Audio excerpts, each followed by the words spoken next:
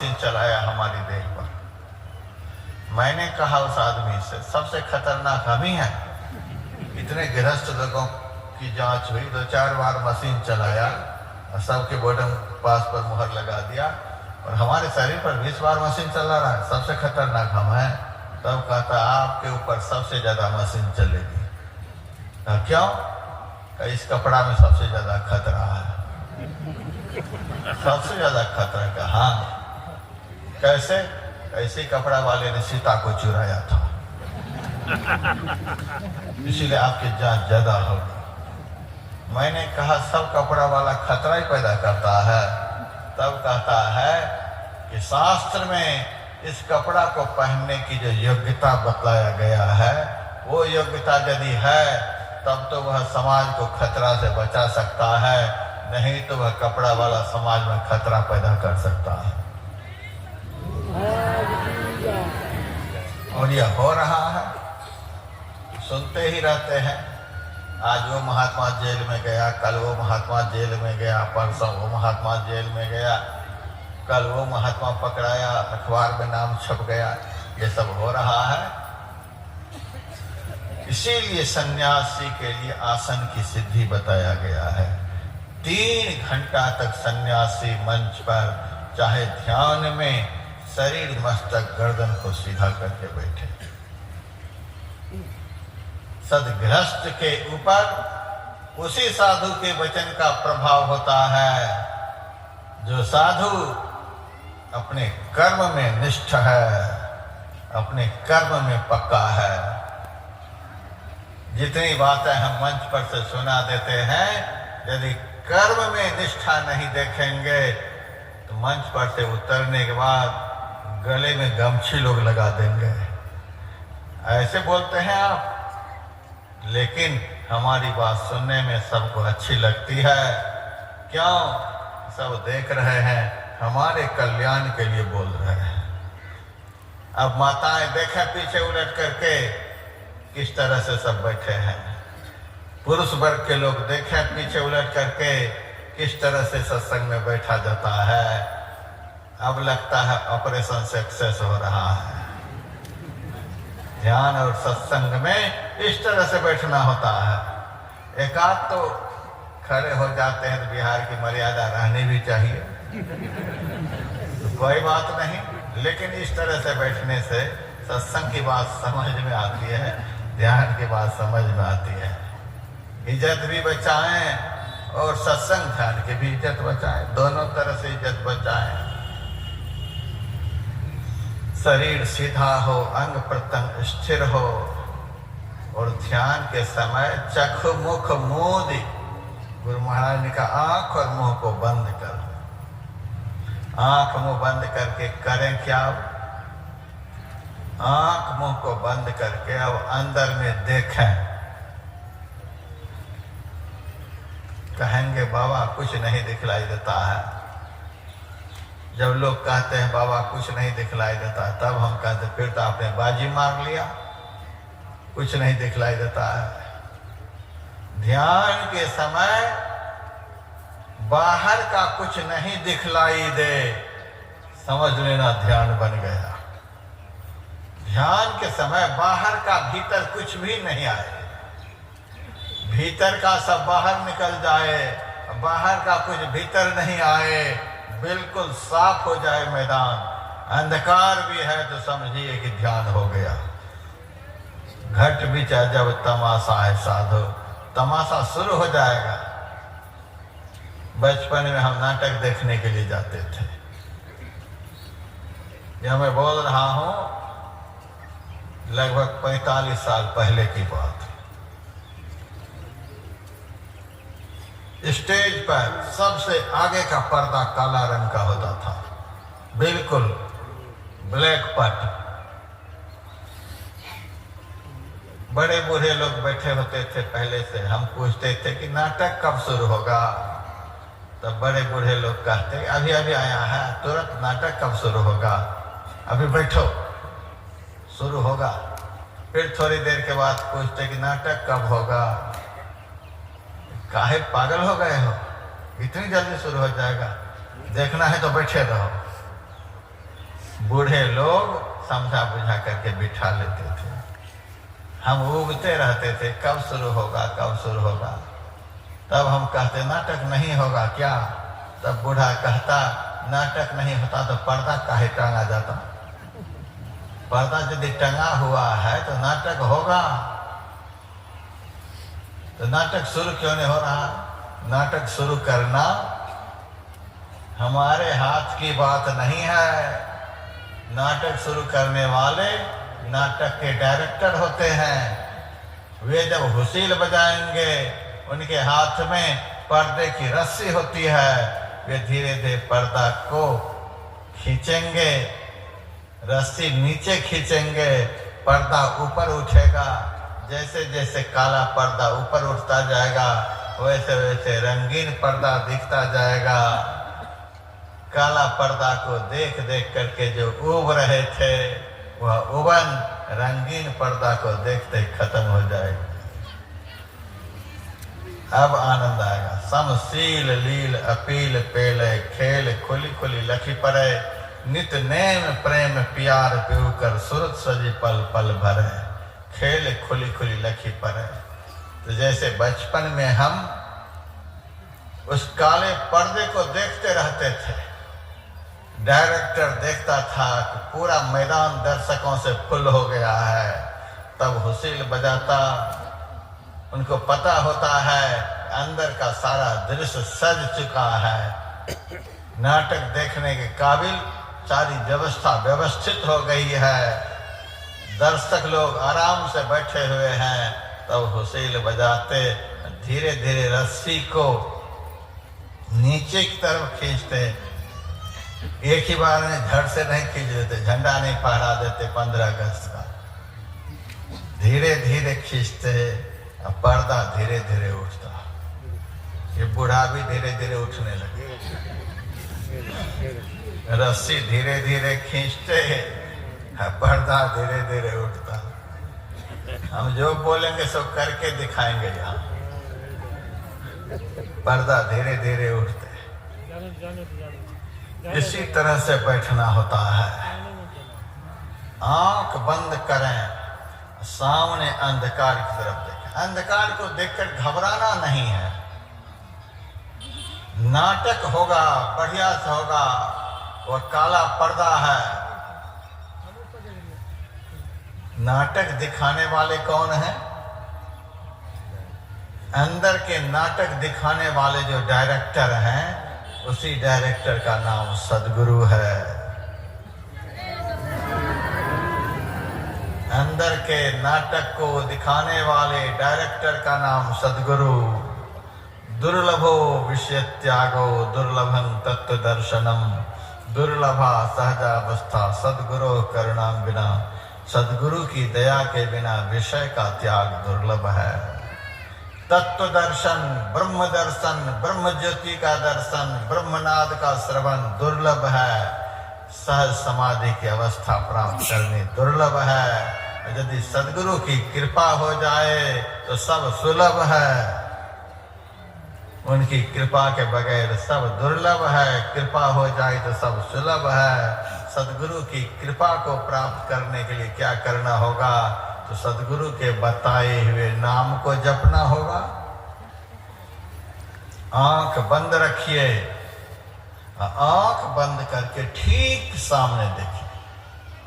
नयन कमल तम माज से पंथ ही धारिये सुनि धुनि ज्योति निहारी के पंथ पधारिये। अंधकार के ठीक बीचों बीच देखिए।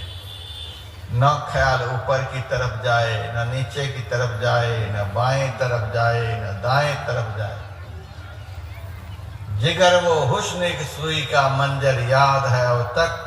निगाहों का सिमटना वो हुजूम में नूर हो जाना। सूफी मत दर्शन और साधना में डॉक्टर मोहम्मद कौसर यजदानी का कलाम है।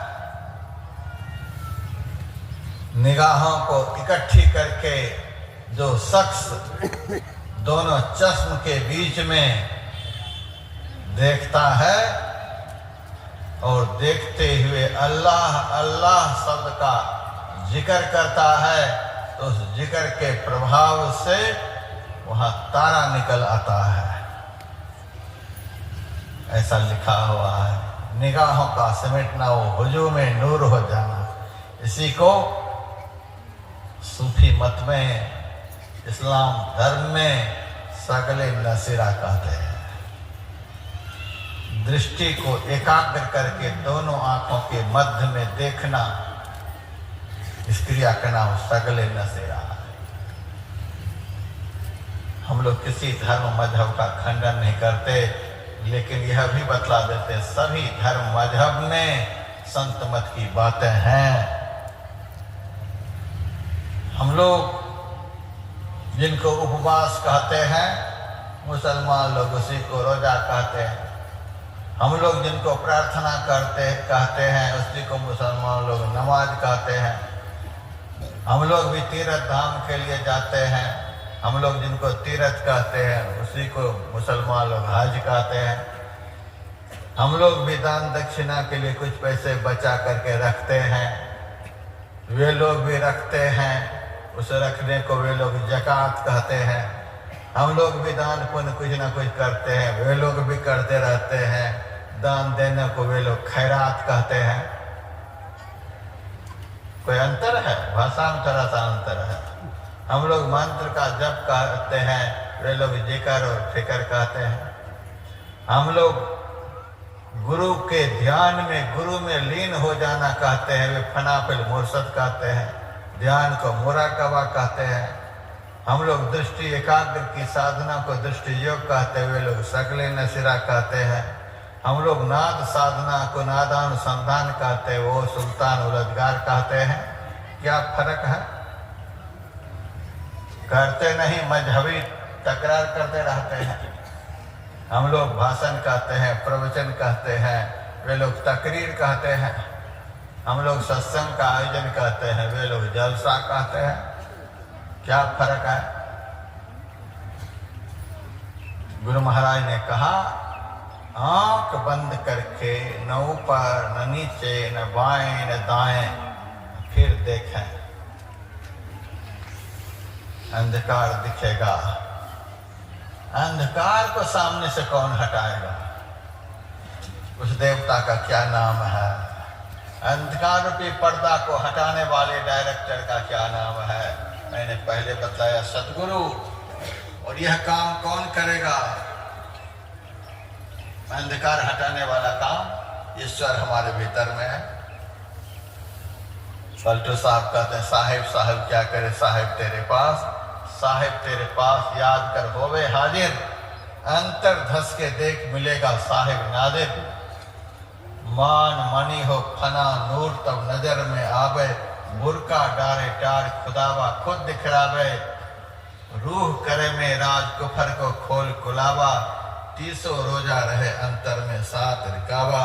ला मकान में रब को पावे पलटू दास, साहिब साहिब क्या करे साहिब तेरे पास। ईश्वर हमारे अंदर में है तो भी अंधकार का पर्दा सामने है। 3300 कोटि देवता हमारे अंदर में है तो भी अंधकार का पर्दा सामने है। अंधकार के पर्दा को हटाने का काम, यह टेंडर किसको दिया है? परमात्मा ने सदगुरु को दिया है। शिष्य के सामने के अंधकार को हटाने का ठेका लेकर के सदगुरु बैठे हुए हैं। इसीलिए हम लोग प्रार्थना करते हैं गुरु महाराज के शब्द में, गुरु खोलिए वज्र कपाट अंधेरी सन्मुख की। जिनकी कृपा से अंधेरा दूर होगा उनको पुकारना तो पड़ेगा, गुरु खोलिए वज्र कपाट। उसी पुकारने को मंत्र का जप कहते हैं। जप का अर्थ होता है बुलाना, पुकारना, आवाहन करना। बहुत बड़े आदमी को बहुत प्यार से बुलाया जाता है। ऐसे नहीं कि जल्दी से आ जाओ। गुलाम नहीं है कि एक बार पुकारेंगे और आ जाएंगे, बहुत पुकारना पड़ता है।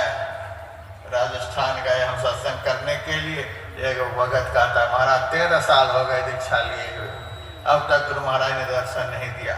मैंने कहा दर्शन करना चाहते हो? कहा हाँ, 1 घंटा में दर्शन करा देंगे, हो तैयार? कहता है बिल्कुल तैयार बैठा हूँ, कराओ दर्शन। कहा आज तू मेरा काम कर दे, कल मैं तुम्हारा काम कर दूंगा, कल 1 घंटा में दर्शन कराऊंगा। ठीक है महाराज, आप अपना काम बताओ। मैंने एक साधारण कागज में कुछ लिख दिया, कहा ये चिट्ठी है, तुम जल्दी जल्दी जाओ दिल्ली और मोदी जी के हाथ में चिट्ठी पकड़ा कर फौरन मेरे पास आ जाओ। तब कहता है महाराज आप पागल बना रहे हैं, 1 दिन में कैसे मोदी के हाथ में चिट्ठी पकड़ा कर आ जाएंगे, कितनी पैरवी लगानी पड़ेगी, कितना कुछ करना पड़ेगा, तब कहीं समय मिलेगा तो चिट्ठी पकड़ा पाएंगे। मैंने कहा पागल आदमी, एक देश के प्रधानमंत्री से तू 1 दिन में भी नहीं मिल सकता, जो सारी सृष्टि के मालिक सदगुरु है, उनसे तू 1 घंटा में कैसे मिल लेना चाहता है? पहले तुमको गुलाम बनना पड़ेगा, तब ये तुम्हारे गुलाम होंगे। वे गुलाम हैं, बुला लो और आ जाएंगे। नहीं नहीं, पहले तुमको गुलाम बनना पड़ेगा। एक नौकर होता है, दूसरा सेवक होता है, तीसरा दास होता है और चौथा गुलाम होता है। नौकर किसको कहते हैं? जो पैसे पर काम करता है, पैसा दोगे काम करेगा, नहीं तो चल देगा। सेवक किसको कहते हैं? जो माल के लिए सेवा कर रहा है, जब तक माल मिल रहा है तब तक सेवा कर रहा है, माल मिलना बंद हो जाता है, सेवा छोड़ करके भाग जाता है। दास किसको कहते हैं? जो गुरुदेव की संपत्ति पर आस लगाए बैठे हैं, कब ये ऊपर जाके हम सब कुछ समेट लें, कब मरिया गुरुदेव जी चढ़ो सिंहासन धार, गुरुदेव कब जाके हम उनके सिंहासन पर बैठे।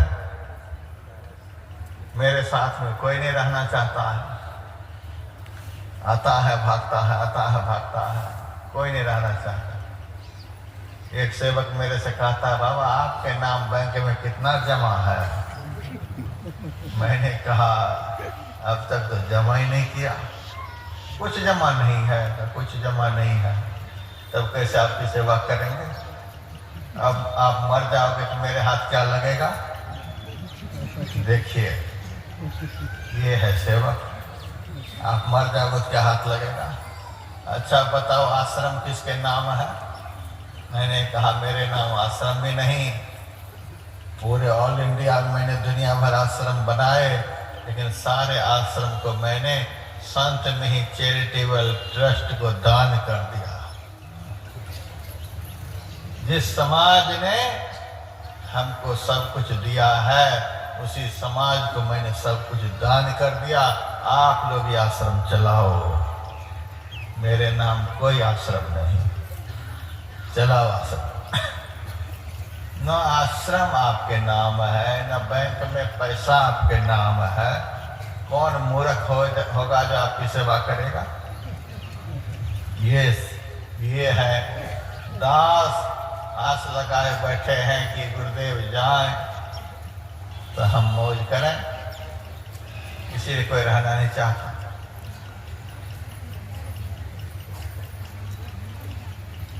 चौथा होता है गुलाम। गुलाम किसको कहते हैं? जो हाथ जोड़े खड़े रहते हैं। मैं तो गिरधर के घर जाऊं, मीरा कहती है मैं तो गिरधर के घर जाऊं।